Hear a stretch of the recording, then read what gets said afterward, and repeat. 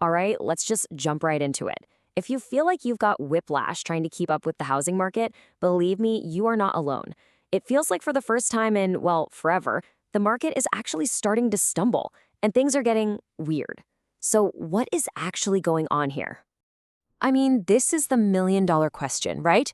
One day you hear the market's crashing, the very next you see headlines about prices hitting all-time highs. It's incredibly confusing, and frankly, it feels like a total contradiction. So which one is it? Well, let's look at the data that's not making the headlines. Right now, in 47 out of the top 50 cities across the US, the housing market is getting weaker. We're talking listing prices that are actually lower than they were earlier this year. That seems to point to a pretty clear downturn, doesn't it? But then, you see this. Headlines are everywhere shouting that home prices were actually up 0.3% compared to a year ago. So wait a minute. The market is getting weaker in almost every major city, but prices are up? This is exactly why everybody is so confused. It makes no sense. And this number right here, this really shows you the disconnect. Behind the scenes, the number of home sellers is now outpacing the number of home buyers by more than 600,000. That is a huge imbalance. You know, when supply outstrips demand by that much, something's got to give. So here's the crucial thing to understand. We're looking at a deeply, deeply confusing market because a lot of the news we see is based on old information. It's based on deals that were made months ago. The real, on-the-ground signals, things like mortgage rates ticking up and builders slashing their prices, they're telling a completely different story about where the market is headed right now. So how on earth did we get here? Well, it turns out there are some pretty surprising, almost hidden drivers that are totally reshaping the market. And one of the biggest ones is probably something you'd never expect. Believe it or not, it has a lot to do with oil. I know it sounds completely unrelated, but there is a direct pipeline here. See, when oil prices shoot up, investors get really nervous about inflation, so they demand higher returns on long-term bonds. That pushes up the yield on the 10-year Treasury note, and guess what follows right along with it? Yep, mortgage rates. So a global commodity is directly impacting your wallet when you try to buy a house. It's wild. And that impact is just massive. A good rule of thumb is that for every 1% that mortgage rates go up, a homebuyer loses about 10% of their purchasing power. A house that felt totally affordable at a 6% mortgage rate might be completely out of reach at 7%. This is what affordability getting crushed in real time looks like. And this brings us to probably the single most important concept for understanding the market today, what's called a real terms correction. This is what's happening when a home's price tag looks like it's flat, or maybe even going up a little bit. But when you factor in inflation, its actual value, its real purchasing power, is actually dropping. Let's break that down with an example. So you see a headline saying your home value went up 0.3%. You're thinking, awesome. But if inflation was 2.4% during that same time, your home's value didn't actually keep up. In real terms, you lost 2.1% of your purchasing power. Your asset is literally worth less, even though the number on paper went up. You know, Redfin has a perfect name for this whole situation. They're calling it the Great Housing Reset. What they mean is that for the first time since the Great Recession, we're actually expecting people's incomes to rise faster than home prices for a good while. That huge gap between what people earn and what homes cost is finally, slowly starting to close. Of course, these big national trends don't hit everyone the same way. This is a classic case where your zip code matters a whole lot more than any national headline.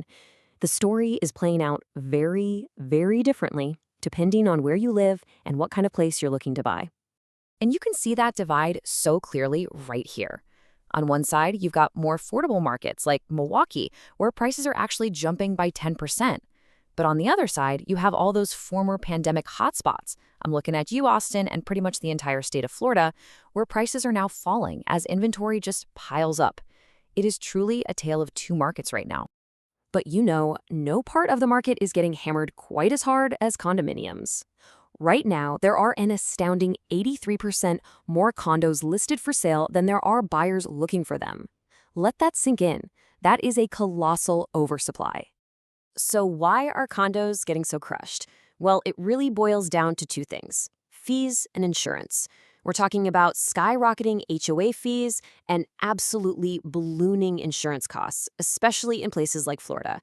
They're making the monthly cost of owning a condo just unbearable for a lot of people, causing sellers to flood the market right as buyers are running for the hills. All right, so what does all of this mean for the future?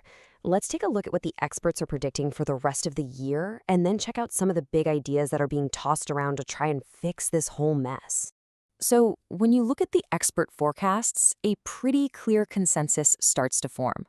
You see this range of predictions, anywhere from 0% growth to maybe a 4% gain.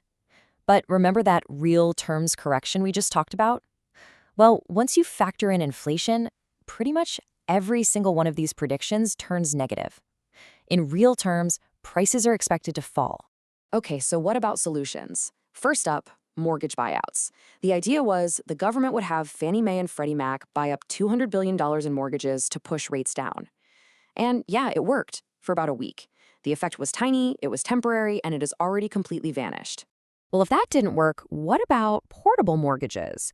This is the idea that you could take your amazing 3% mortgage with you when you move to a new house. It's a fantastic idea for homeowners who feel trapped, right? But for banks, it would lock them into massive, irreversible losses. So, yeah, I wouldn't hold my breath for that one. Another really popular idea is to just ban Wall Street from buying up all the houses. But here's the reality. Big institutional investors, they make up less than 1% of the single-family home market. So banning them, as satisfying as it might sound, would unfortunately have almost no impact on affordability for the average person.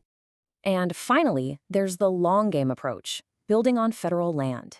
The U.S. government owns a whopping 28% of all the land in the country. This idea has real potential to solve the housing shortage. But even in the best-case scenario, we wouldn't see any real impact for at least 5 to 10 years. It is definitely not a quick fix. So where does all this leave us? Look, we're not headed for another 2008-style crash. This is something else entirely. It's a fundamental reset. You could say this is the new real estate normal. And this right here is the single most important takeaway. For the last couple of decades, you could basically buy any property at pretty much any time, and you'd do just fine. Those days, they're gone. The era of easy money in real estate is officially over. Which leaves all of us with a really critical question. In this new, much more challenging market, one where you actually have to do your homework and run the numbers carefully, what's the smartest move for you? Is it to buy? Is it to rent and save the difference? Or is it to simply wait it out on the sidelines? The answer is just no longer obvious.